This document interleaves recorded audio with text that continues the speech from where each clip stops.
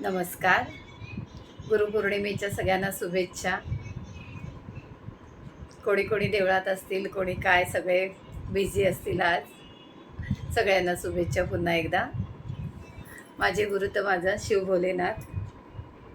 मी सकाळी जाऊन आले, भोलेनाथला भेटून आले. दुसरा गुरु म्हणजे माझी आई आणि तिसरे म्हणजे माझे मिस्टर. हे माझे 3 गुरु आहेत. आई म्हणजे भोलेनाथ म्हणजे तर सगळं जे काय आपल्या आयुष्यात चाललंय ते त्यांची कृपा. आई म्हणजे आईने तर सगळ्यात चांगला गुण म्हणजे काटकसर तो शिकवला. खूप काय आईकडून शिकले. तिसरं म्हणजे माझे मिस्टरांचं सांगायचं म्हणजे 18व्या वर्षाची लग्न होऊन आले मी आणि तिथून म्हणजे शिकतेच आहे त्यांच्याकडून. पहिला अगदी महत्त्वाचा गुण म्हणजे हा शिकवला की रागात बोलायचं नाही. ज्या वेळेला राग असेल तेव्हा बोलायचं नाही. त्यावेळेला आपल्या तोंडातून काय जातं काहीच सांगू शकत नाही. हा महत्त्वाचा गुण मी त्यांच्याकडून शिकले. तरी अजून कधी कधी कंट्रोल जातो, पण त्यांचा नाही. रागाच्या वेळेला ते खूप शांत असतात. कारण एकदा आपण त्यावेळेला काही बोललं, आपण रागात बोलतो, नंतर खूप प्रेम येतं, खूप आपण समोरच्याला समजावतो, सगळं होतं, पण त्यावेळेचं जे बोलणं आपल्या तोंडातून निघून जातं ना, ते समोरचा कधी विसरत नाही. हे मला मग कळून चुकलं. म्हटलं नाही, हा बरोबर आहे त्यांचं. रागात न बोलणं, दुसऱ्याला कसं समजावून घ्यायचं, हा एक त्यांचा गुण आहे. खूप म्हणजे कधी ते तोडून कोणाला बोलणार नाहीत असं. म्हणजे बरंच काय आहे मी त्याच्यामुळे शिकले. त्यामुळे आई, ते आणि आपला भोलेनाथ हे माझे गुरु आहेत. बाकी तुम्हाला सगळ्यांना शुभेच्छा. चला, थोडासा प्रसाद करणार आहे. प्रसाद म्हणजे आज तुम्हाला सांगते, सकाळी कुकर लावायला गेली सुद्धा आणि गॅसच केला. आता काय झालं, तिकडे राहत होतो आम्ही जुन्या रूमवर, तिथे पाईपलाईन होती गॅसची. 20 वर्ष झाले आम्हाला गॅस, ते ऑर्डर वगैरे ते सगळं डोक्यातून गेलेलं होतं. आणि आता पण गॅस गेला, देऊ म्हणून कधी महिना झाला का महिना झाला नाही झाला काहीच माहिती नाही. आणि गॅस गेला, त्यामुळे सगळी धांदल उडाली. 2ही सिलेंडर रिकामे होते. हे बघा, सकाळी स्कूलला जायची तयारी चालू आहे. राजाबाबू तयार झाले.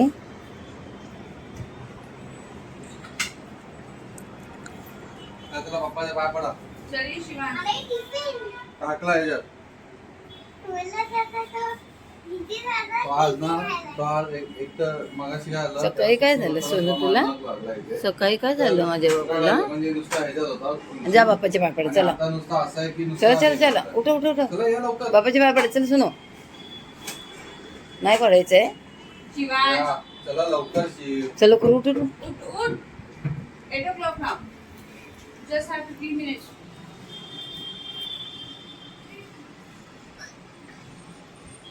चला, आपण पाय पडा. पाय पडा दोन्ही हातांनी. पाय पडून फक्त बाजूला त्याला लागतो टिका. तू एकदा सांगितलं ना. लावतो काय लावतोय? काय लावतो बाबू? हो,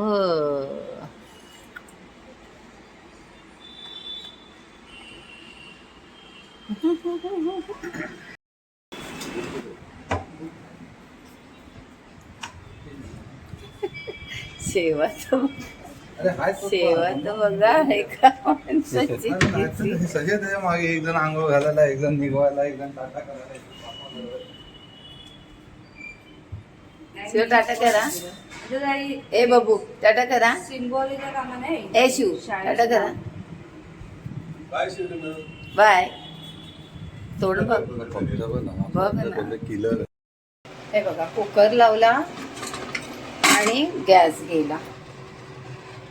आता काय करणार? हे बघा, टोपात काढलो डाळ, पसारा पडलाय आणि आता गॅस गेलाय.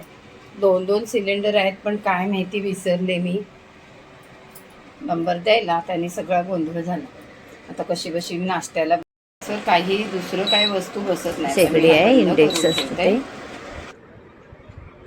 मग त्याच्यावरती काम चालवलं थोडं. त्याच्यावर पण सगळे फ्लॅट भांडी बसतात.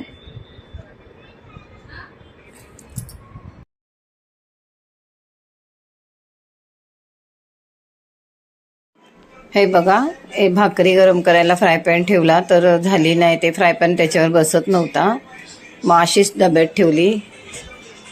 मी सांगते, म्हणजे भाकरी मी अवनमध्ये सुद्धा गरम करू शकली असती, पण ते सगळं गॅस गेल्यानं त्याच्यात काही डोकं नाही चाललं.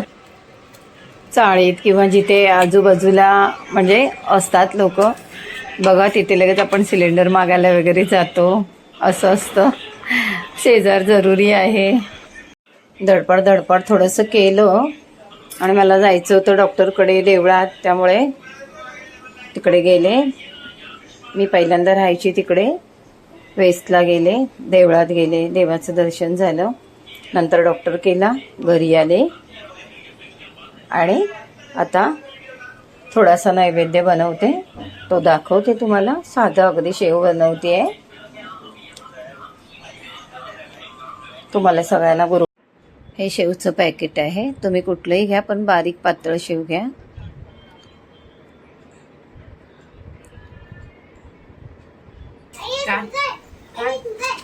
ती अशी काढून थोडी लांब असते, ती अशी चुरून घ्यायची, म्हणजे आपल्याला भाजायला बरी पडेल.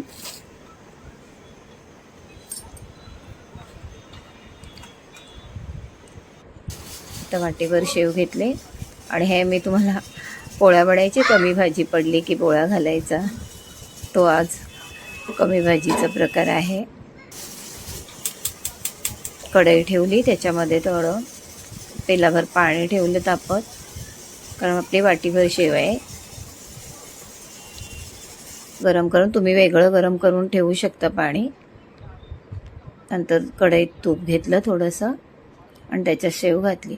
आता ही शेव ना आपण चमच्याने अशी भाजायला गेली ना ती उडत राहते, म्हणून असा थोडा काटा चमचा घ्यायचा आणि तिला परतवायचे, म्हणजे उडणार नाही. तर सगळीकडे आपण चमच्याने हलवताना ती तुटते आणि दुसरा भाग तिचा बाहेर पडतो.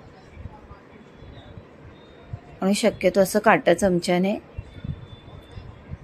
परतायचे आणि इझी होते बघा कशी परतायला.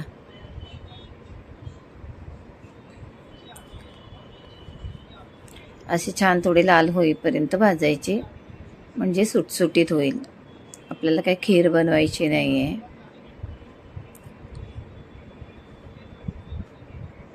शिऱ्यापेक्षा मुलं छान खातात अशी शीर. हे बघा कशी ब्राऊन झाली आहे बघा. त्याच काट्या चमच्यानेच कशी पलटायला मिळते बघा, चमच्यापेक्षा.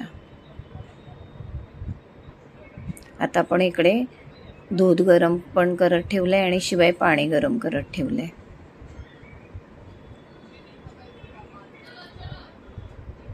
आणि असे आलटून पलटून भाजून घ्यायचे. आता थोडे वेळ काय तुम्हाला गरम पाणी काढून ठेवलेलं ना ते आधी घालायचं. अर्ध पाणी अर्ध दूध घ्या. पूर्ण दूध घ्यायचं असेल तर पूर्ण दूध घ्या, पूर्ण पाणी घ्यायचं असेल तरी चालेल. हे ड्रायफ्रूट कुठलेही टाका, मी बदाम पिसून टाकले, तुम्ही काही टाका.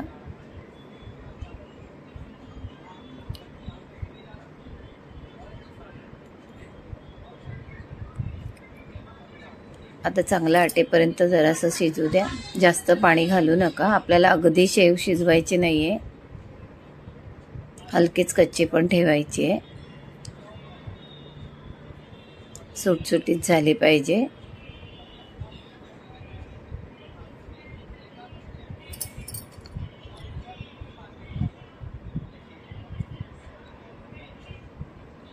असं थोडं हलवत राहून पाणी थोडं आटलं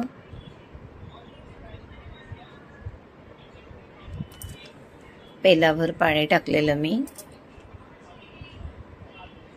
छोटा पेला, अर्धा पेला दूध होतं. आता पाणी आपलं पूर्ण सुकलंय जवळजवळ. आता आपण साखर घालायची. साखर पण तुमच्या अंदाजाने टाका, केवढी शेव बनवताय त्या अंदाजाने साखर घाला. असं मी छोटी 1.5 वाटी टाकले, भरपूर होते तेवढी.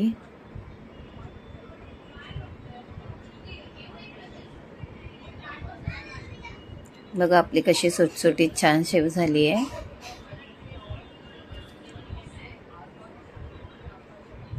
चांगले सुकू द्या.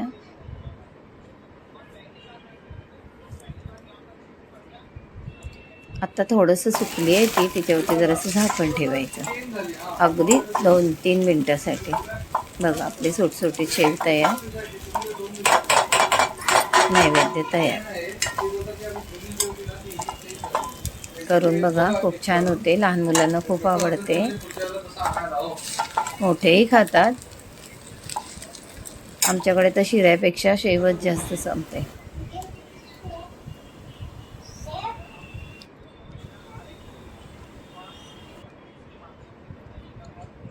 नैवेद्य आपली शेव दाखवलं. वगैरे सगळं लाईक करा, शेअर करा, सबस्क्राईब करा.